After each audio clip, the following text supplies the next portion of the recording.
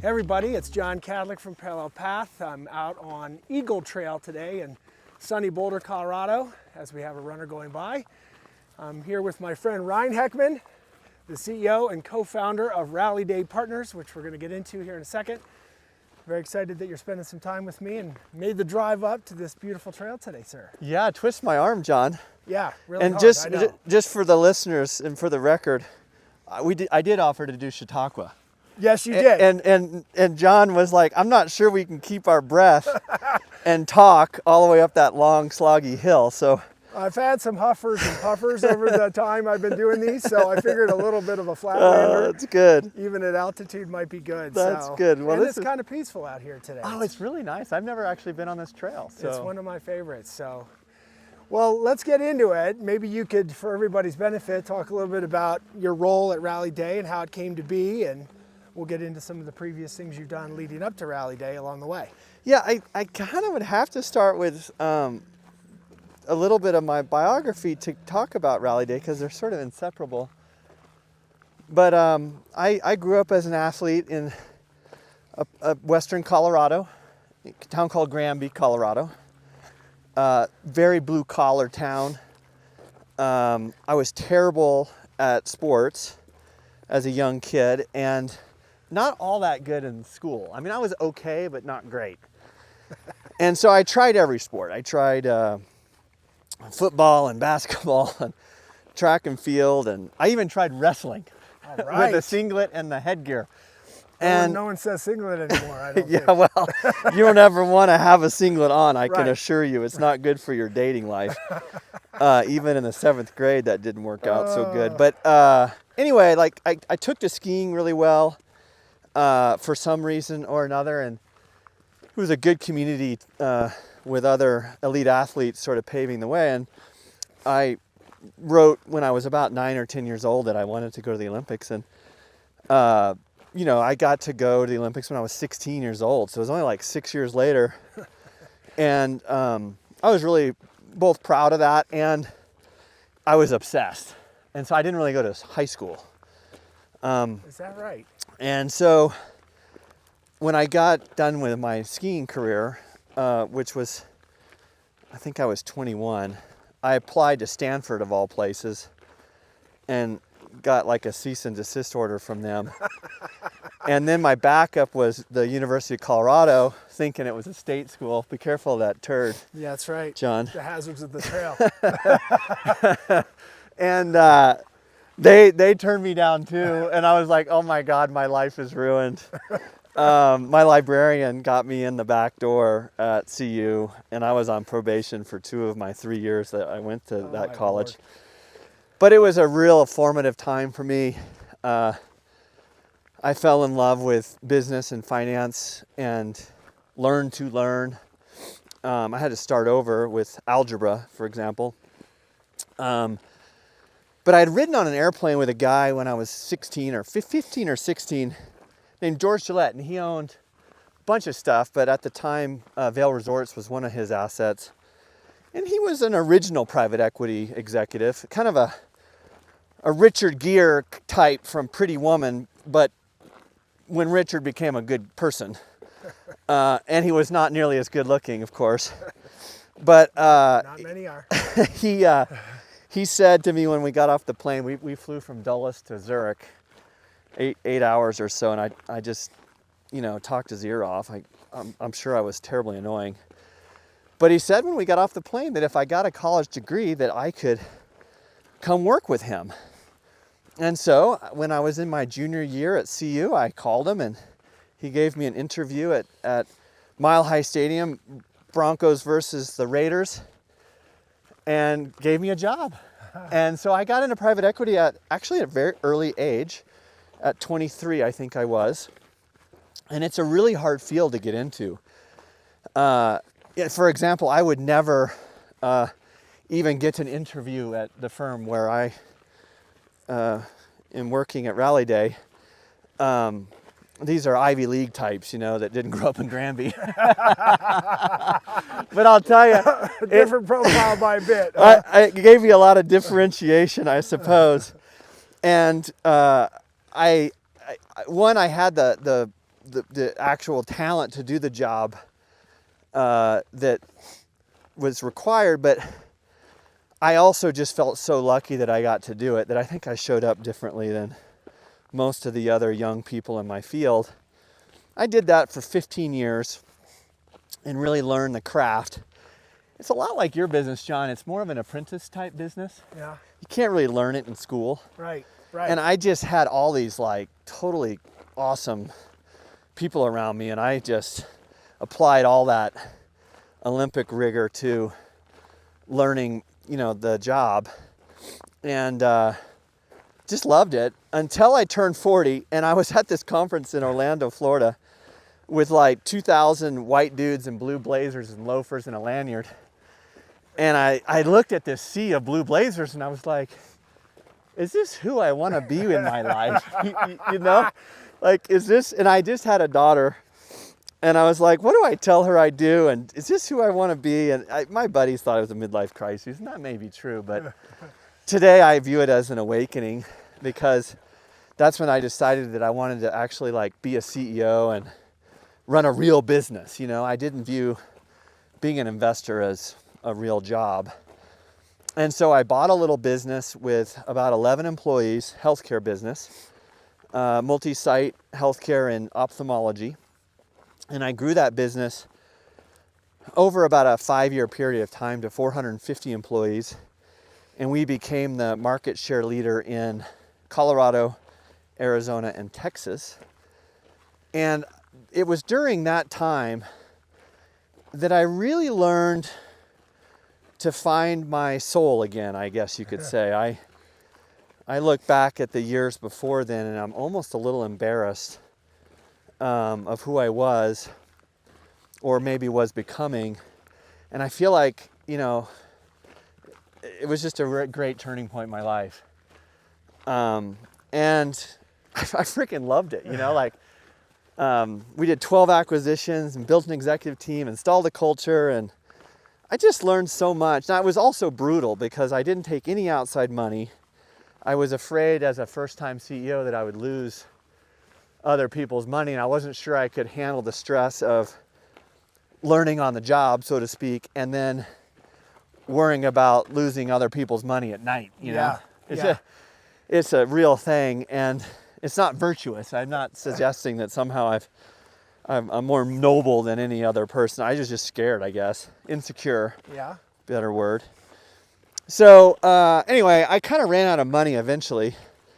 I wanted to do a big deal down in Texas, and so I sold my business to a private equity fund and reported to them for a couple of years. Life goes full circle. It goes full circle, and my joke, it's become kind of a cliche, I suppose, is that the only thing worse than being a private equity guy is reporting to one. I learned that the hard way. Oh, that's good. I learned that the hard way. Good. But we had like monthly board meetings and shit like that. And, it just kind of ruined it for me. Kind of the magic of the experience, I guess you could say. And so in 2018, about the time you started with Parallel Path, right? That's correct.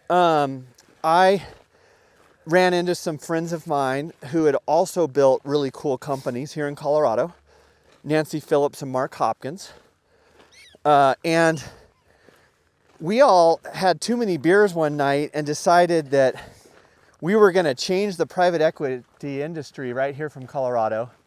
And so we made a list of everything wrong with our industry, and it was a long list. And then we put it into sort of categories. And like any innovator, we just basically said, like, what could we do to change that? So, for example, monthly board meetings. Right. And the way we showed up at those board meetings, the way we were incentivized, we wanted to change. And I could go on for a long time on that, but the punchline is that we did create a new kind of private equity firm, and it's called RallyDay. We are in our second fund right now. And we're having a blast. And we really hope that by doing it differently and doing really well doing it differently, that we can encourage other private equity firms to adopt our practices and thereby elevate the whole industry and service to founders. We buy and invest in companies that are typically, I don't know, probably a couple hundred employees or so, and maybe 25 to 50 million in revenue. And our underwriting lens is, can this business be a legendary business? I love that. And that's kind of how we underwrite our investments. And anyway, we're having a blast, and we're not going to change the world necessarily, but we'll put a little dent, as we say, and hope that it's in service to goodness.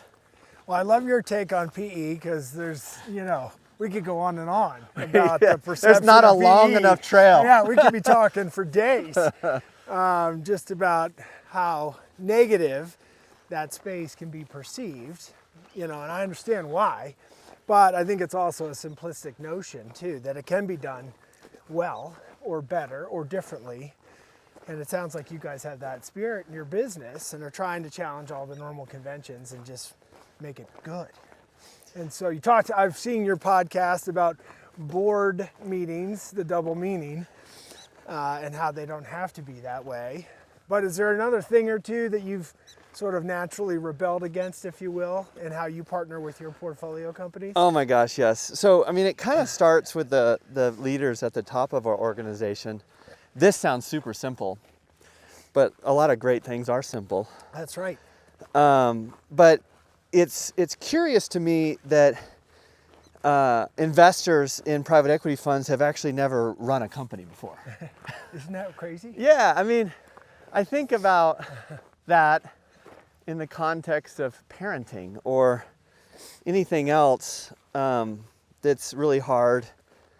And so our firm, the most senior people in our firm have all been founders, and they've been CEOs, and they've built great organizations. And what a great place to start. Great place to start. Yeah, so that's a big difference. Just beneath that is what we call humanizing the journey. And what we mean by that is that we spend a lot of time and effort helping the people in our companies grow in excess of the business.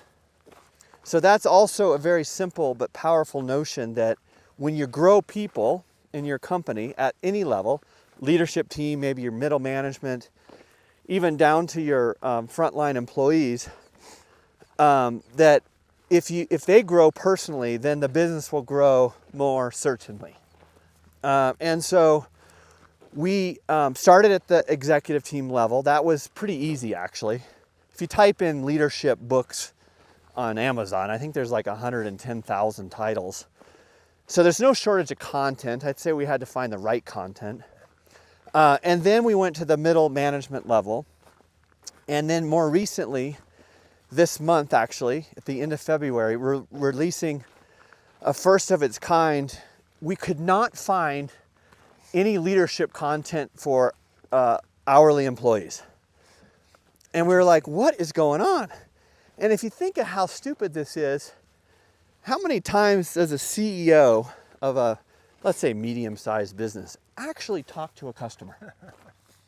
That work, the customer experience, I guess as it's called, is all executed at the front line. That's why they call it the front line. Yes, for sure. And if you look at how much companies are investing in their personal development, it's basically zero.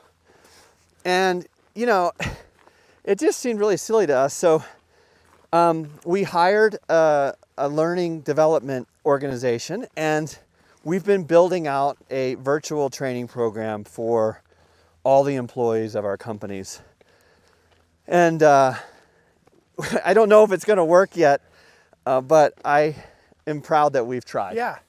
Yeah, for sure. And that's such a great insight that people lose track of all the time. Yeah. And it's unbelievable there's not more options out there for learning and development. Well, the cool thing is, even by investing in their development, you probably will attract better talent. You'll probably retain the really good talent, and reduce your turnover and so forth and so on. And I guess I take a little bit of pride that maybe during our ownership period, the bulk of the workforce can go home as better mothers and fathers and brothers and whatever, partners. And I don't know, that feels really good to be on the right side of that.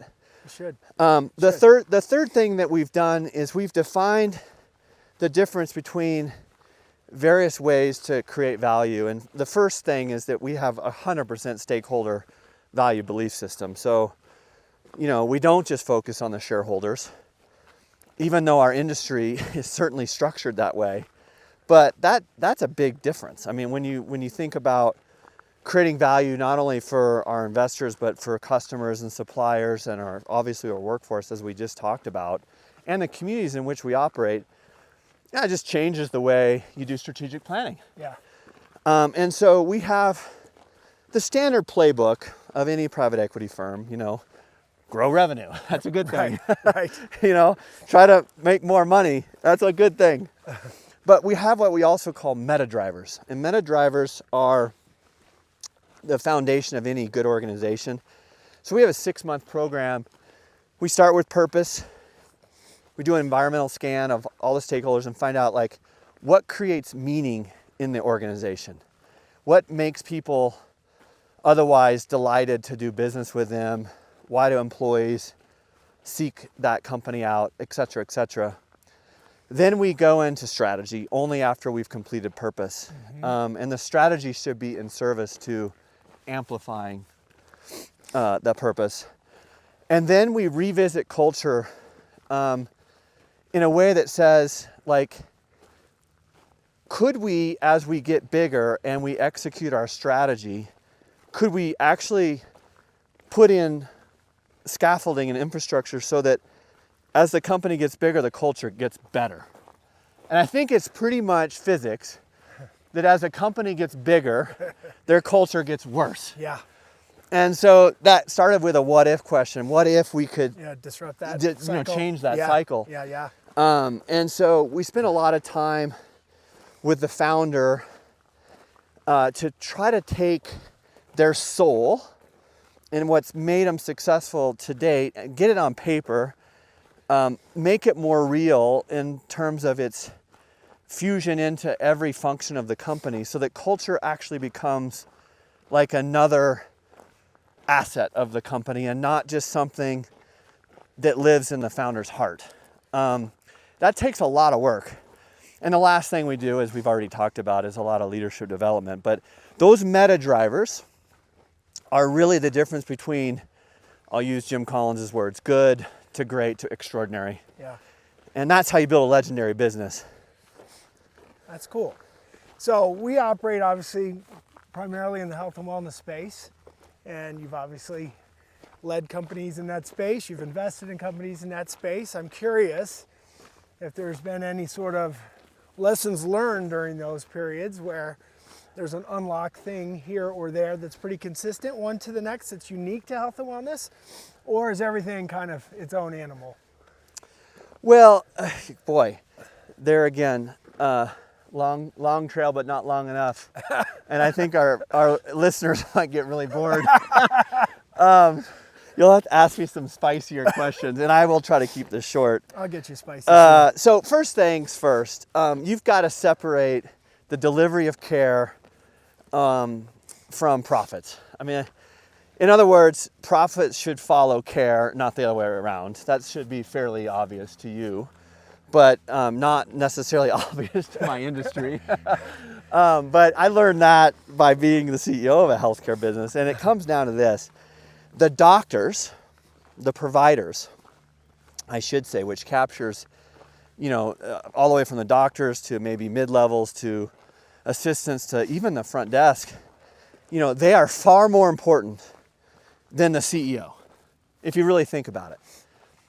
If you have a culture in a health and wellness business that attracts the best caregivers, you're gonna create something really special. And so, if I had to say one very important thing is to build a health and wellness business around the caregivers first, and everything else takes care of itself. I mean, for good or for bad, we live in a society that has no shortage of need for care. Yeah. It's just a matter of getting the right talent and the right, culture to be able to fulfill those needs, both at an extraordinary level, which is hard, if you think about it, but even harder is to do that on a consistent basis that's repeatable. Where when people come to your company, they know, say, take Mayo Clinic. People know when they show up in Rochester that they're going to have world-class care every day. There's no doubt about that. And that way the family of that patient can focus on caring for the patient's emotional needs and not have to worry about whether they're getting the right imaging or, the right actual medical attention. That's really a big deal.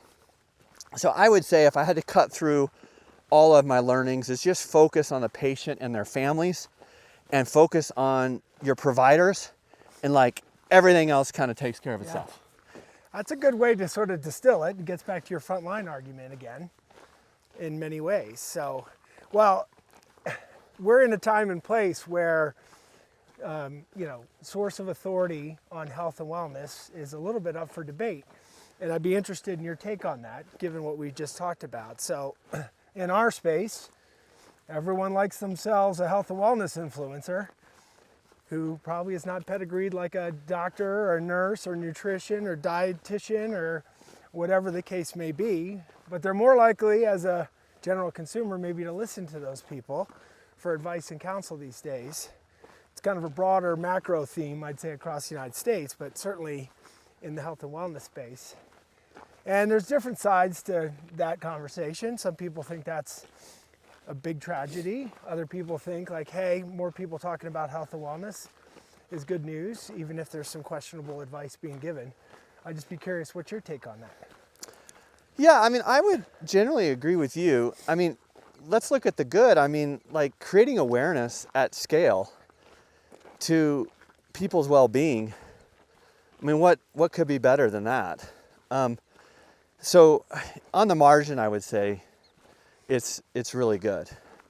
On the downside, I would say a couple things. First of all, there's a difference between wellness and vanity.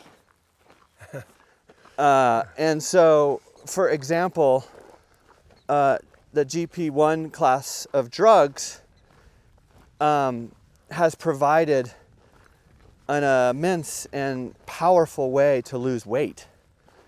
But just because you lose 30, 40 pounds doesn't mean that you're healthy. Yeah. And so I guess I worry a little bit that we're all looking for that easy way to be healthier, and the influencers sort of convince us that there is such a path, and I just don't believe that. I mean, I think wellness is a spiritual exercise. There's certainly a relational component to wellness, and meaning the quality of our relationships, which there's no shortcut to do. I think that there's, cardiovascular and like system-wide things that you can't take a shot and just assume all that stuff's going to take care of itself. Yeah. However, the GP1 class of drugs has also reduced the weight of our country, and we all know that that is usually a ticket to overall better outcomes, whether it be diabetes or kidney failure, these kinds of things. And if the government is intelligent about this, they should absolutely be reimbursing GP1 drugs for anyone who wants to lose weight, because it just takes massive amount of stress off of our healthcare system, which is becoming, I would say, unsustainably expensive. Yeah. And it kind of has to do with our lifestyles. I guess I just wish, like anybody, like that we could have it all. And so maybe the way to look at the influencers is they're doing a great job of marketing the benefits of wellness. And then it's the healthcare system to sell the right path so that it's holistic and not just so you look good on a date, although that's good too. No doubt. Well, back to your growth comment. So, we're talking to a lot of health and wellness leaders that are striking this balance day in and day out about I got to drive growth, I got to grow, whether it's self-influenced or outside parties. But you also have this operational excellence, like you're delivering care, for instance, like in your health and wellness example earlier, or whatever the case may be. Do you have any rules of the road there too on how to strike the so-called perfect balance, which is never perfect anyway? Funny enough, there is a way to do this, and it's not hard. So I struggled my first couple years figuring out how to manage church and state, and I'll just call the delivery of care church and the operational excellence side state. And I didn't figure it out until, as CEO, I established a very intimate and collaborative, intensely collaborative relationship with a doctor named Dr. Litoff, who became my chief medical officer. And he and I went running every week. And he was a great runner. I mean, way better than me. And I would just ask him a business question and how he would solve it. And I was out of breath, and it kind of kept him maybe running a little slower too, but he would give me an answer. And it wasn't always the perfect answer, but it gave me insight into the most important people in our workforce, which were the doctors. And that just created a whole bunch of trust and alignment. And then I could take that trust and alignment that I established with David and turn it into organizational unity. And so any healthcare CEO out there, if you have a chief medical officer today who is simply your best individual contributor or your moneymaker guy or gal, like that's the wrong reason. This is not a title. This is a role. And I think oftentimes we give that title to the wrong person, or we don't invest the time to really get the most out of that relationship. And so that's where I would start. Okay, that's good. So the intimacy between that relationship is sort of a pivotal one in your mind, so that you don't get over your so-called ski tips, yes, clichéing with you, an ex-skier or current skier, to get too out of whack on growing too fast and then screwing something up, or too focused on operations, you're forgetting you're trying to grow this thing. Got to go through this gate. Well, yeah, I mean, look, growth is good because that's more access to your superior service to more people. You just don't want to do it out of harmony with the rest of your business drivers, whether they be culture, people, your structure, or your processes, I guess. You know, they've kind of all got to work in sync, or you do get out of whack. You just got to also make sure that, you know, earnings are not your North Star. Yeah, right. Even though it's important, and I'd be the first, I mean, I'd be disingenuous if I said otherwise, but it's the word harmony comes to my mind a lot when I think about the way to run a healthcare organization in an extraordinary manner. I want to pursue two other areas with you before we call it a talk. One is, you know, as a former athlete, you're in a unique position to sort of have a perspective on how does being an athlete, competitive athlete at the highest level, I mean, an Olympian, and how any lessons learned, if any, apply to your business life, or are they pretty independent things? I would guess it's hard to separate the two, but like, how does that affect you as a person all these years later? It's funny, I don't talk about it a lot because if I say, you know, if my opening, my self-introduction is, I'm a two-time Olympian and I was ranked 9th in the world, that makes me sound super arrogant. I asked you. Yeah, so now I get permission That's to tell right, you. I prompted this. I get to tell you how cool I am now. Say whatever you want. This is what a gift. No, my earnest answer and honest answer is, when you're an Olympic athlete, the great secret is that you never actually feel that cool. Especially in an individual sport where you're competing, let's just say on a given weekend, against the top 100 athletes in the world. and the probability of you winning that is exactly 1%. And maybe less if you weight it for your talent and so forth and so on. And so I spent, the better part of 12 years with those odds of winning, which also means that I spent at least, if not more than 99% of my time not winning. And I would just say in business, it's pretty rare that we go home and our partner says, "How was your day?" And you go, "Oh man, I just kicked so much ass today." Like, high five. Yeah, like how many times are you high-fiving when you get out of your car and you walk in your home? It just isn't like that. It's a slog. And I think that one of the things I took away from my skiing experience was just to take pride in that slog, that it's hard, it's meant to be hard. Being excellent at anything is by its nature hard, otherwise everybody would be doing it.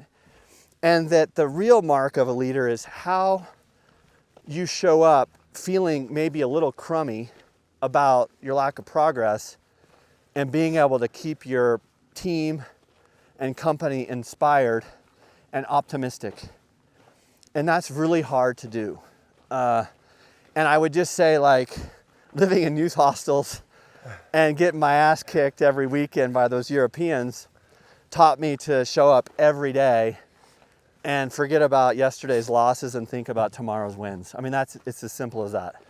Simple said, but probably hard to process, John, especially as a younger person. I would say that's what you just said is one of my, I'm just going to pick on you for a second, but Yeah. Is there anything that is easier done than said? Okay, fair. I mean, Fair. there's nothing that exists like that. So yes, it is harder to do than to say.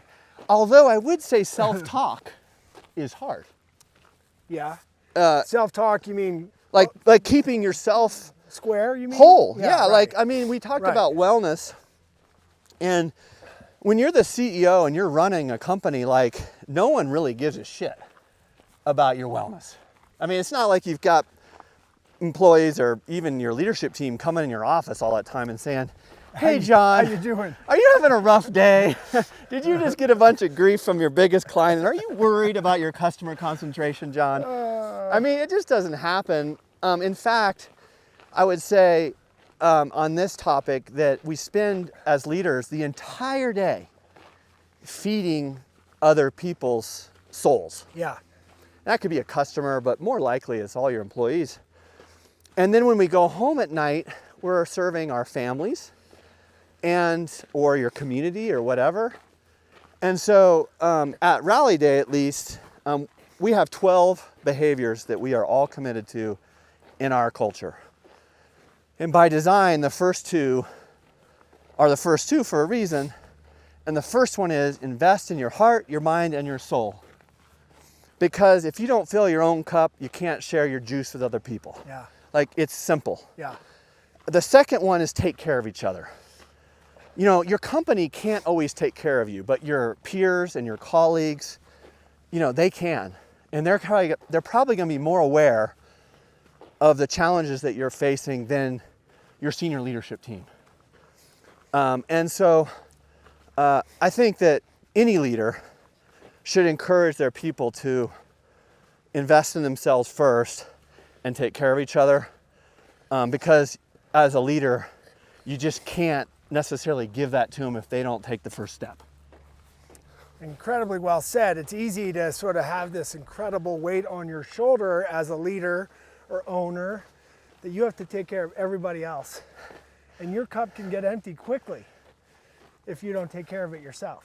And I think it's impossible, and it's kind of hero thinking that somehow, John, either one of us or anyone listening is such a great leader that we can take care of the whole organization. It Right. just doesn't work that way. But there's a sense of it, at least. I mean, speaking for myself, like, you With want the to be there for responsibility. your people, right? And your clients and your partners and all facets. So Well, maybe then the debate is more the how and not the why or the what. It's just, how do you activate the organization to feed themselves? yeah, right. So it's not so dependent on any one individual. Yeah, for I that mean, matter. that's not healthy. No, it isn't. We're going out a gate, guys.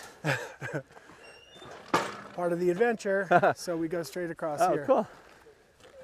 God, This really is pretty this out is here. where I was when I looped around. So Sorry about that. that's okay. I should have been more clear. So, okay, then the last thread I wanted to explore with you, because of your unique background, is sort of giving back. And you know, you could talk about as much as you feel comfortable doing so, but I know you have done a lot of things philanthropically from a volunteer standpoint. You've got the Colorado Investment Fund, which is invested in Colorado-based businesses and trying to prop them up. You have Civico, which is, you know, you'll describe it better than I can, but a great organization downtown that's all focused on leadership development and has a physical space and so forth and so on. You know, where does that come from for you? Do you have some sort of internal feeling of, I owe something back to society for what's happened to me, or where does that come from for you personally? Well, again, you know, sometimes on these podcasts, at least I observe that sometimes when you interview someone, they almost speak like they're talking from a higher place than everybody else, or somehow they've got more virtue or talent or nobility. And I definitely am not one of those people. I mean, I have made so many mistakes and I have so many flaws that I would never be that person. And I wouldn't want to be that person, to be honest. I like the daily thirst for progress. But I would say that my father was real focused on, you know, when I was pursuing my skiing career, he would always say, to what end? And I'd say, Dad, like, it's pretty simple. Yeah. A gold medal, that'd be Right. good. That's a good end. And he'd say, no, you don't get it. To what end? And so I think what he was sort of saying in his way, by the way, he did not give me a lot of advice. So when he did, I definitely listened. Yeah. I think he was talking about our wake, you know, and Clay Christensen's book, you know, How Do You Want to Be Remembered? I think that's what he was getting at, our legacy. Because people will forget all the W's, the wins. They'll even forget the losses, believe it or not, even though we don't think that. But they will absolutely remember how you showed up and who you touched. And I'll use that word deliberately, who you touched along the way. Because those people that you touch along the way, either good or bad, it changes how they show up. And so the wake for any of us is how many people we touch positively. That's a quantity measure. And the quality of it is in what way. And so, I don't know, like, I'll give you a story where I applied this at a young age, but like after my first Olympics, there was a young kid named Todd Lodwick who had a very bad burning accident. He and his dad were working on their car, and he had third-degree burns over 60% of his body. Oh, Jesus. And he was a young kid in my sport. And so when I got home, he was in the hospital, and it was in the spring, and I gave him my Olympic team jacket, and I gave him a pair of skis. And Todd went on to compete in four or five Olympic Games, including a silver medal in Vancouver. And when he called me from the stadium in the Vancouver Olympics, it was the highlight of my skiing career. And I had been retired for like 12 years. And so that's the definition of a wake. He also went on after that to carry our flag into the opening ceremonies at the very next Olympics in 2014. And that is the greatest honor an Olympic athlete can be given, because it's voted on by your fellow Olympians. Yeah. It's sort of like how the Pro Bowl used to be. Yeah. And if you ask an Olympian, like, what's bigger, carrying the flag or winning a gold? Every Olympian would say carrying that flag. And so I kind of took what my dad taught me and applied it early in my life and saw a return on that effort early in my life. And so as I got later in my life, I've been devoted to a little bit different way of looking about giving, and it's not give back, it's serve now. That's because the longer you serve other people, like the compounding of effect of that has more time. Giving back says, oh, I'm gonna be a millionaire someday. Right. And then I'm gonna give back when it's comfortable. Yeah.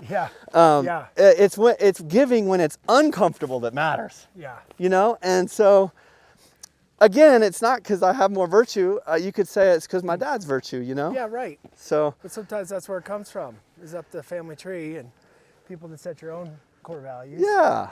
From those days. And we're their wake, right? So that's right. Yeah. That's right. Yeah. I sometimes get curious about, won't take us down a whole nother path, but in this time and place as well, there's a lot less sort of sense of community and communal gatherings and groups coming together. That's changing maybe just a bit now, but like the next generation maybe hasn't been in environments as much to model the way or to see what's out there as a way to contribute and give back. Everyone's a little bit more kept to themselves these days. So I have no clue what's going to happen on the horizon, but I do think it'll be interesting to watch what happens into philanthropic areas or give back opportunities, and does it continue at a certain level, or is it, regress maybe?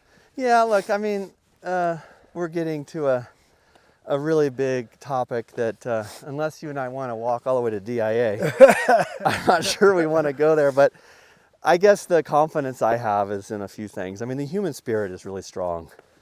And I would say the human spirit, by and large, is a very positive influence. And I do think that we're hardwired to seek and give goodness. I think scarcity plays a role sometimes in us violating that. The political climate can change that.